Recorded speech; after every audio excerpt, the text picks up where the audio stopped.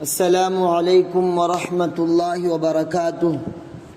برادران اسلام، عزیز ساتھیوں، پردہ نشین ماں اور بہنوں، میں آپ حضرات کے سامنے ایسا فریڈم فائٹر، ایسا مرد مجاہد، ایسا شیر خدا جو بادشاہوں میں بہت کم ملتا ہے، اس بادشاہ کے ذکر کرنا چاہتا ہوں۔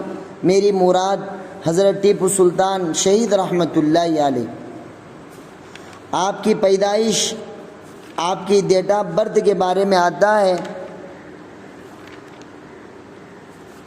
کہ آپ ہفتے کے روز چاند کے اعتبار سے 20 ذی الحجہ 1160 ہجری، یہ چاند کے اعتبار سے سال ہے، اور انگریزی کیلنڈر کے اعتبار سے 10 نومبر 1750 عیسوی میں بنگلور سے 3 کلومیٹر دور 33 کلومیٹر شمال کی جانب نارتھ کی طرف ایک قصبے میں پیدا ہوئے۔ امی ابا کا نام آتا ہے، والد کا نام، ابا کا نام حیدر علی اور ماں کا نام فاطمہ بیگم ہے، جو فخر النساء سے مشہور تھی۔ وہ عرب کے خاندان قریش سے تعلق رکھتے تھے۔ آپ کی ایجوکیشن تعلیمی اعتبار سے آتا ہے 5 برس سے لے کر 19 سال کی عمر تک حفظ قرآن، یعنی قرآن کو یاد کر لیا۔ دینی ایجوکیشن، اسلامی تعلیم اور جنگی فنون میں مختلف ماہرین فن سے مکمل مہارت، ٹیلنٹ حاصل کر لی، اور سپہ سالار، چیف اینڈ کمانڈر بن کر جرأت و بہادری اور ڈیرنس کے ساتھ دشمنوں سے مقابلہ کر کے فتح علی خان بہادر کا خطاب، ٹائٹل حاصل کر لیا۔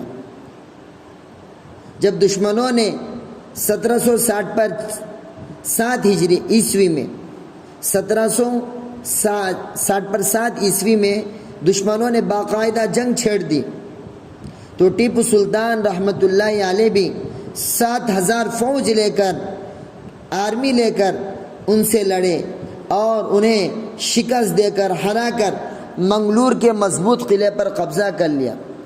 پورے ہندوستان میں ریاست میسور ہی، یعنی اسٹیٹ میسور ایسی تھی جس نے ان لوگوں کے خلاف، دشمنوں کے خلاف 4 جنگیں لڑی۔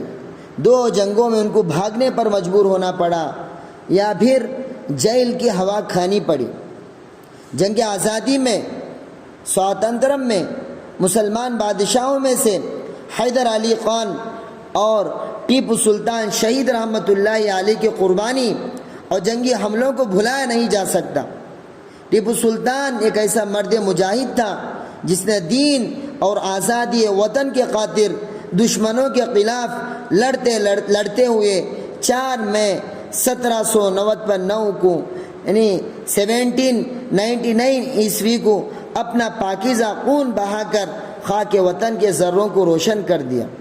دوستو، ٹیپو سلطان شہید رحمۃ اللہ علیہ سچے محب وطن، اپنے ملک سے محبت کرنے والے اور تمام طبقہ، تمام لوگوں کے ساتھ عدل و انصاف کرنے والے بادشاہ تھے۔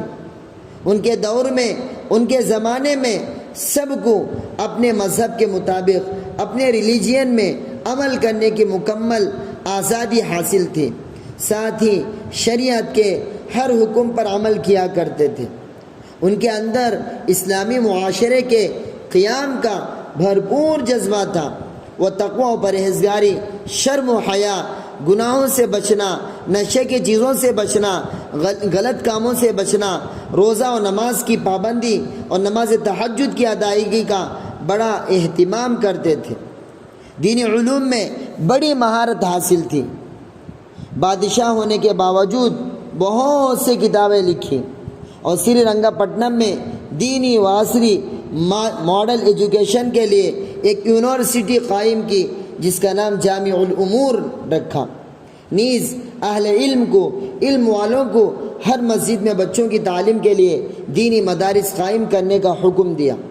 جب انہوں نے میسور کی جامع مسجد تعمیر کرائی تو ملک کے بڑے بڑے علماء وہ مشائخ کی موجودگی میں فرمایا اس مسجد کا افتتاح وہ شخص کرے جس کی ایک فرض نماز بھی قضا نہ ہوئی ہو۔ جب کوئی آگے نہیں بڑھ سکا تو نماز پڑھانے کے لیے خود آگے بڑھے، اور فرمایا الحمدللہ آج تک میری ایک بھی فرض نماز قضا نہیں ہوئی۔ مگر افسوس اتنے بڑے شریعت کے پابند اور عدل و انصاف کرنے والے بادشاہ کی ساری خوبیوں کو چھپا کر آج ان کی سیرت و کردار کو غلط انداز میں پیش کیا جا رہا ہے، بتایا جا رہا ہے۔ دوستو، آپ کی شہادت کے بارے میں آتا ہے ٹیپو سلطان کی دشمنوں سے آخری جنگ کے موقع پر سیکریٹری حبیب اللہ نے عرض کیا، حضور وقت کا تقاضا ہے کہ اپنی جان اور اپنے شہزادوں کی یتیمی پر رحم کیجیے۔ تو سلطان نے کہا، میں اپنی ذات اور اولاد کو دین محمدی پر قربان کرنے کا فیصلہ کر چکا ہوں۔ میر صادق کی غداری سے دشمن کی فوج قلعے میں داخل ہو گئی۔ بادشاہ نے کھانے کا لقمہ اٹھایا ہی تھا کہ اپنے وفادار فوجی عبد الغفار کی شہادت کی خبر سن کر فرمایا، ہم بھی اب کچھ دیر کے مہمان ہیں۔ ایک کہہ کر میدان جنگ میں کود پڑے اور کافی دیر تک لڑتے رہے، یہاں تک کہ قلعے پر دشمنوں کا قبضہ ہو گیا۔ چنانچہ ان کے غدار خادم راجہ خان نے کہا، حضور اپنی جان کی حفاظت کے لیے اپنے آپ کو دشمن کے حوالے کر دو، دشمن کے سپرد کرو۔ جلال میں آ کر کہا، میرے نزدیک شیر کی ایک دن کی زندگی گیدڑ کی 100 سالہ زندگی سے بہتر ہے۔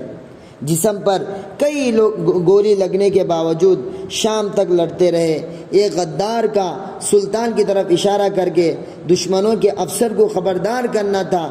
چاروں طرف سے گولیوں کی بارش ہونے لگی اور سینے پر گولی لگتے ہی وہ زمین پر گر گئے۔ ایک سپاہی نے موقع غنیمت پا کر ان کی ہیروں سے جڑی تلوار نکالنے کی کوشش کی تو ایسی نازک حالت میں بھی حملہ کر کے ایک سپاہی کو جہنم رسید کر دیا۔ دوستو، پھر سر پر گولی لگنے کی وجہ سے 4 مئی 1799 عیسوی کو جام شہادت نوش فرمایا۔ انا للہ و انا الیہ راجعون۔ اگلے دن شاہی اعزاز کے ساتھ اپنے والد حیدر علی کے پہلو میں بازو میں دفن کر دیے گئے۔ میں نوجوانوں سے یہی اپیل کرنا چاہتا ہوں، ہر نوجوان اپنے آپ کو غلط کاموں سے بچا کر، نشے کی چیزوں سے بچا کر اور دین و شریعت کا پابند ہو کر ہم ان کو ایک اچھا نمونہ بنائے، اپنے دین سے محبت کرے، اپنے ملک سے محبت کرے۔ اللہ ہم کو سچا اچھا عاشق رسول بنائے، عاشق دین بنائے۔ السلام علیکم ورحمۃ اللہ وبرکاتہ۔